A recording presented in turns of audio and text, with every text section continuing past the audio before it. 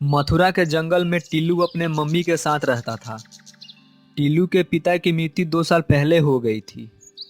टिल्लू की माँ टिल्लू को बड़े लाड प्यार से रखती थी।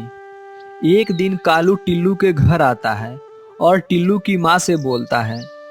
परी बहन, कैसी हो आप? और टीलू कैसा है? ठीक है कालू भाई, टिल्लू भी ठीक है। आप बताओ, मेरे घर आपका आना कैसे हुआ? बहुत दिनों के बाद आए हो आप। हाँ परी बहन, आपसे कुछ बातें करनी है तो सोचा क्यों ना आपके घर ही आ जाऊं।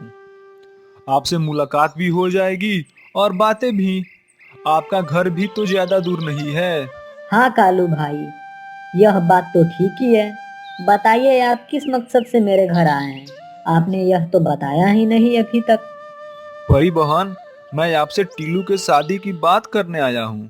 टीलू अब बड़ा भी हो गया है, अब टीलू की शादी कर देनी चाहिए। बात तो आप ठीक ही कह रहे हो कालू भाई, लेकिन टीलू के लिए मुझे कोई चिड़िया नहीं दिखाई दे रही है। अगर आपके नज़र में कोई चिड़िया है तो बताइए, हम लोग साथ में चल उस चिड़िया के माता पिता से मिलेंगे और अपने टीलू के शादी के लिए बात करेंगे। परी बहन, एक चिड़िया है जो बहुत अच्छी स्वभाव की है। आप कहें तो मैं उसके घर आपको ले चलूं। हाँ हाँ कालू भाई, क्यों नहीं, चलिए हम लोग उस चिड़िया के घर चलते हैं।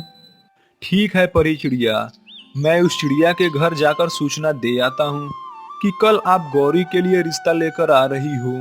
ठीक है कालू भाई, आप जाकर सूचना दे आइए, तब तक मैं कुछ तैयारियां कर लेती हूँ। कालू कौवा गौरी के घर जाता है और उसके माँ से बोलता है। अरे ओ गौरी की माँ, सुनती हो? तुम्हारी बेटी गौरी के लिए मैं एक चिड़ा देखा हूँ जो कल तुम्हारी बेटी को देखने आ रहे हैं। इसलिए तुम मेहमानों की स्वागत के लिए सारी तैयारियां कर लो।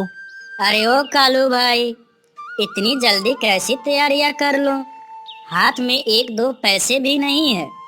बिना पैसे के मेहमान की स्वागत कैसे करूंगी? अरे ओ गौरी की माँ, तुम्हारी बेटी की शादी हो रही है तो तुम कहीं से कुछ पैसे कर्ज ले लो। ठीक है कालू भाई, देखती हूँ। अगर पैसे की व्यवस्था हो जा रही है तो मेहमानों को तुम बुला लाना। नहीं नहीं, तुम्हें आज ही पैसे का इंतजाम करना होगा। मैंने लड़के वालों को कल आने के लिए बोल दिया हूँ। आप भी ना कालू भाई, हमेशा किसी न किसी मुसीबत में डालते रहते हैं। कालू भाई वहां से चला जाता है और गौरी की माँ अपने बेटी के पास जाकर बोलती है। गौरी बेटी, कल तुम्हारे शादी के लिए लड़के वाले तुम्हें देखने आ रहे हैं। तुम कल के लिए आज ही तैयारियां कर लो। माँ, मेरी शादी की इतनी जल्दी क्या है? अभी मैं बहुत छोटी हूँ, मुझे अभी शादी नहीं करनी है। माँ, मैं आपके पास और कुछ सालों रहना चाहती हूँ। बेटी, ये तुम कैसी बातें कर रहे हो? क्या तुम नहीं जानती? कालू भाई खुद तुम्हारे लिए लड़के देख आए हैं। कालू भाई बोल रहे थे कि ऐसा चिड़ा और उसका ऐसा परिवार कहीं नहीं मिलेगा। ऐसे रिश्ते बार बार नहीं आते, इसलिए तुम शादी के लिए हाँ बोल दो। माँ, मुझे शादी नहीं करनी है, बस आप ये रिश्ता के लिए मना कर दीजिए, प्लीज माँ। ये तुम क्या बोल रही हो? मैं ये रिश्ता नहीं माना कर सकती हूँ। अगर मैं रिश्ता के लिए माना कर दूंगी तो कालू भाई की इज्जत चली जाएगी। तुम तो जानती ही हो, आजकल का जमाना बहुत खराब है। अगर तुम्हारी शादी समय से हो जाएगी तो इससे अच्छा और क्या हो सकता है? गौरी के बार बार मना करने के बाद भी गौरी की माँ गौरी की बात नहीं मानती है और वहां से मेहमानों की स्वागत के सामान लाने जंगल की ओर चली जाती है। इधर गौरी निराश हो जाती है। अगले दिन सुबह होते ही कालू कौवा मेहमानों के साथ गौरी के घर आता है। गौरी की माँ स्वागत के लिए सारी तैयारियां कर रखी होती है। तभी टिल्लू की माँ बोलती है। गौरी की माँ, आपने हमारी खातिरदारी बहुत अच्छे तरीके से की। अब आप अपनी बेटी को बुलाइए ताकि हम उसे देख सकें। गौरी की माँ गौरी के रूम में जाती है और गौरी को बुला लाती है। गौरी को देखते ही टीलू और उसकी माँ को गौरी पसंद आ जाती है।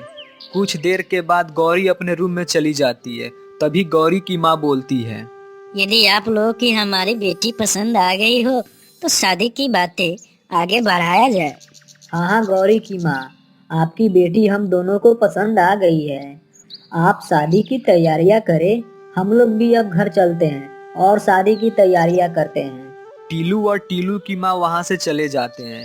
इधर गौरी चिड़िया अपने रूम में निराश होकर कुछ सोच रही थी।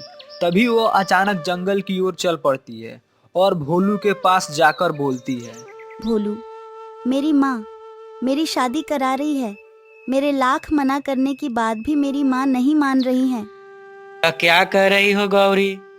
तुम्हारी शादी हो रही है और तुमने शादी के लिए हाँ बोल दिया?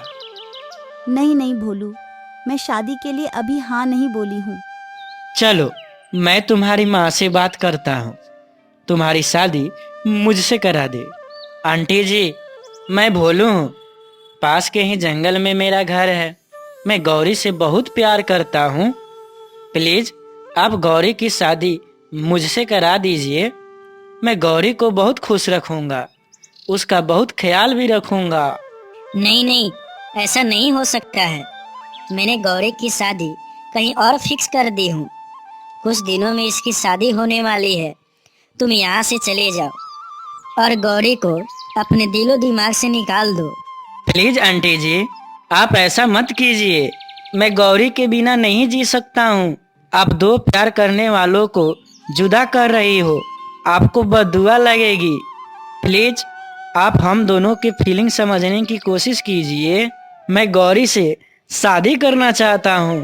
भोलू निराश होकर वहां से अपने घर चला आता है। भोलू सोचने लगता है, अब मैं क्या करूं? इधर गौरी की माँ शादी के तैयारियों में जुट जाती है। कुछ दिनों में गौरी की शादी हो जाती है। उधर भोलू गौरी के शादी के दिन जंगल में एक ऊंचे पहाड़ पर से कूद जाता है और वो खुदकुशी कर लेता है। गौरी जब ये खबर सुनती है तो वो भी जहर खाकर अपनी जान दे देती है।